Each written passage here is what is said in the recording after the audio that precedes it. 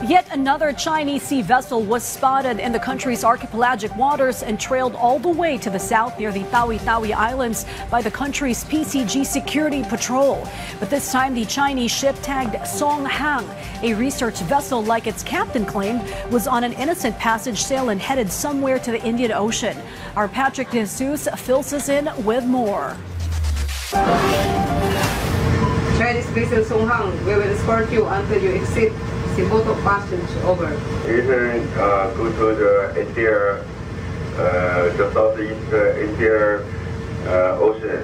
There's fish.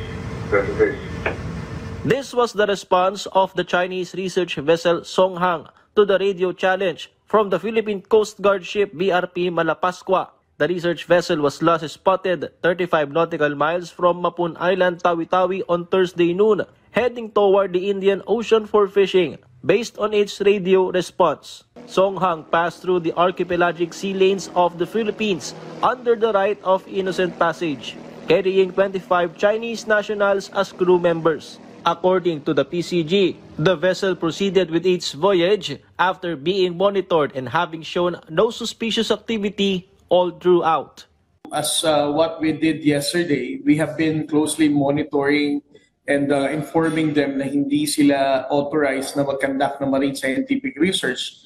And based on our monitoring, wala naman tayong namataan na nagbaba sila ng gamit whatsoever. China, meanwhile, issued a warning in response to the statement of AFP Chief of Staff, General Romeo Browder Jr., regarding the possibility of a Taiwan invasion. The Chinese Foreign Ministry reiterated that the Taiwan issue is an internal affair and that no one should interfere. The AFP clarified that General Browder's statement was not a declaration of heightened alert, but rather a preparation for all possible scenarios, focusing particularly on non-combatant evacuation operations for the 250,000 OFWs in Taiwan should conflict arise. This was also reiterated by Malacanang. Hindi dapat na magtaka ang Pilipino because matagal na namin ginagawa yan. Preparedness for evacuation. Wala naman tayo. We are not going to war unless they involve us. Of course. China also raised new objections over the U.S. approval of a possible sale of 20 F-16 fighter jets to the Philippines, something that did not surprise a security expert.